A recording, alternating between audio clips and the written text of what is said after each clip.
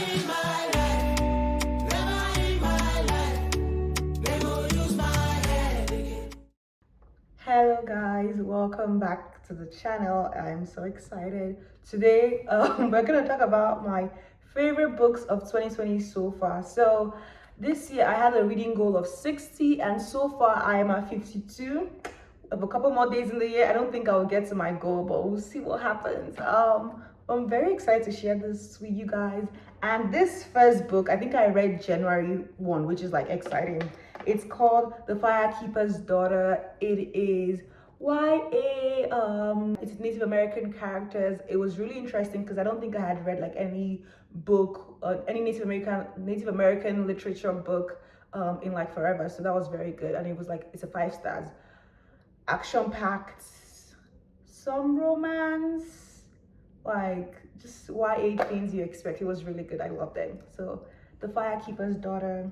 The next one is Bless the Daughter Raised by a Voice in Her Head by Orson Shire. Like, I keep raving about this book so much. I love all her poetry. I love her poetry books. I like, this book has made me like fall in love with poetry. So like, this is a 5 star as well. So the next one is The Kite Runner by Khalid Husseini. I love this book. It was a tearjerker. I know where I was when I read this book, and I know how much I was crying. I also love his other book, A Thousand Planet Suns. It's like a classic at this moment. So like, I had just read this, so I loved it. And then this one's a fan favorite. People love this one. Seven Husbands of Evelyn Hugo.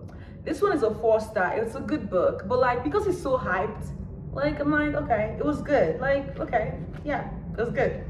But I loved it. I enjoyed reading it. But the next one, Monday's Not Coming by Tiffany Hack Jackson. This one is a 5 star. I did not see the twist at the end coming. It just had me like, But this one was really good. I enjoyed it thoroughly. I think def recommend this one. Like, I have a video of myself reading it on the swing. It's like funny, but this one was really good. I think this is my favorite book of the year. It's called 7 Days in June by Tia Williams. Let me tell you, this woman wrote. Oof. Yeah, this book. Okay. And then we go to Mexican Gothic. I read these two close to each other. I really enjoyed this one as well. I didn't see the end coming. I know people have mixed reviews about like this book, but I really enjoyed it. So it's a 5 star for me by Sylvia Moreno Gracias. Okay. And the next one is An Emotion of Great Delight. It's a 4 star. It's like YA high school romance, and it was good. It was well done, well executed. Tarif Mafi wrote the book, so love her. Let me tell you, I was on a binge of everything she wrote, and I read, I think, lots of stuff. I read all her, like Ignite Me, Shatter Me, like love all of that stuff. And then the next book on the list is also by her, A Very Large Expanse of Sea. I went on like a Muslim YA like binge for a while. He was really good. By Tarif Mafi as well. This book, chef's kiss. Well done, well done, well done, well done. The next one is by Jennifer Makumbi. I love Jennifer Makumbi, and I think like I would read anything she writes. Like, even if she writes a grocery list, I'll read the grocery list. She's the author of Chintu, A Girl is a Body of Water.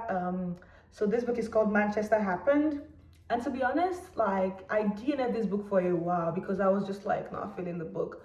But the later, it's a collection of short stories, and the first few short stories I was like, but the later short stories were like back to back bangers, and I was like, I see what you're doing, Jennifer. So that was a really good one. Yeah. The next one is called Song of Achilles. All the book talk people, y'all know this one. Madeline Miller. It was good. Yeah, I was frustrated with the ending, but like, it was a good frustration. It was like, whew, why the heck did you do that? That was like the kind of frustration I had. So I was like, yeah. This one had me in all kinds of feelings. Yeah. The next one is The Mothers by Britt Bennett. If you know Britt Bennett, Vanishing Half. She wrote the Vanishing Half. I loved the Vanishing Half, so I was very much like excited to read this book. It was not as good as the Vanishing Half, but it's Brit Bennett's and it's good. I think it was she wrote this before the Vanishing Half. I liked it. It was good. It's a solid 4 star for me. Yeah, but the Vanishing Half is still like chef's kiss with Brit Bennett. And then this one is called Girl, Woman, Other by Benedine Evaristo.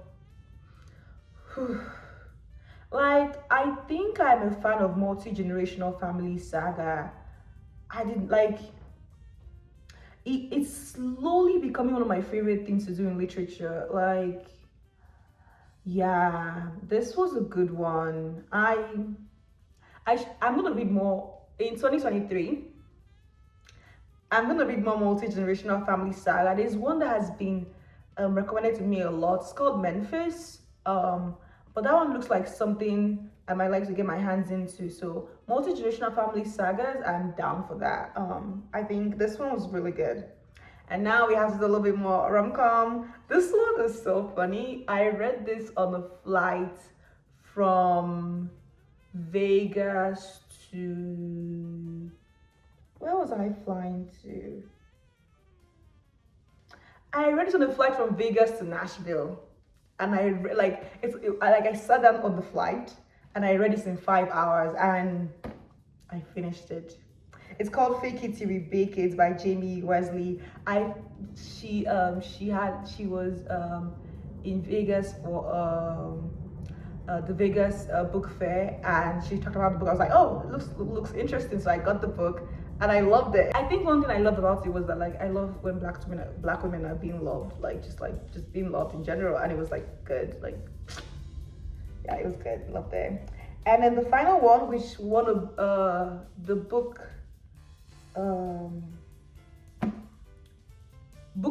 award, the National Book Award. Yeah, this one won the National Book Award for YA. It's All My Rage by Sabaa Tahir. So this was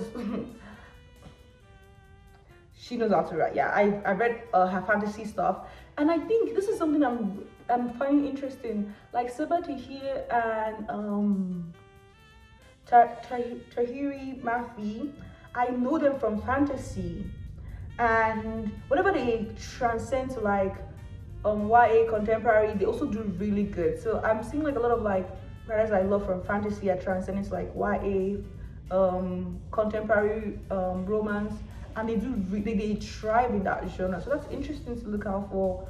I didn't like a lot of my fantasy stuff did not make it to this list. Oh, I think I have some honorable mentions where I think one of my fantasy stuff made it into here, because this is like a good chunk of like YA, romance, contemporary with like the girl, woman, other, the mothers, like things like that, like more contemporary, like literary fiction. And then my honorable mentions, The Gilded Ones by Namia Fauna. It's a 4-star. I enjoyed it. It was a thrilling like fantasy book, what you expect from a fantasy book.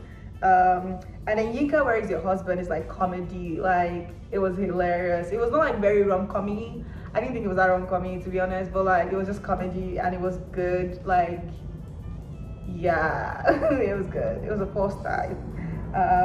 And then Jenna McCordy's I'm Glad My Mom Died. That's also a 4-star. That's an honorable mention. It was very enlightening, very eye-opening for sure. Like, that book was, yeah, eye-opening. Let me know what books you loved that you read this year. And for those who did not finish a book, let me know what books you wanted to read this year that you didn't finish. For those who started a book, yeah. So for those who did not finish, let me know what books you did not finish. For those who wanted to read a book but didn't read the book, let me know what books you wanted to read. But I'm excited. 2023 is gonna be an exciting book here. Like, there's so much promise. And if you guys, I think I'm gonna talk about like upcoming writers, like who you should watch out for, like books about to be released in like coming years. Yeah, I get some like ARC copies of books here and there, so I've like to share those with you guys. I'm super excited. But thank you for coming over. This is my library's copy of Manchester Happened. I'm gonna return it. But yeah, all the best. Bye.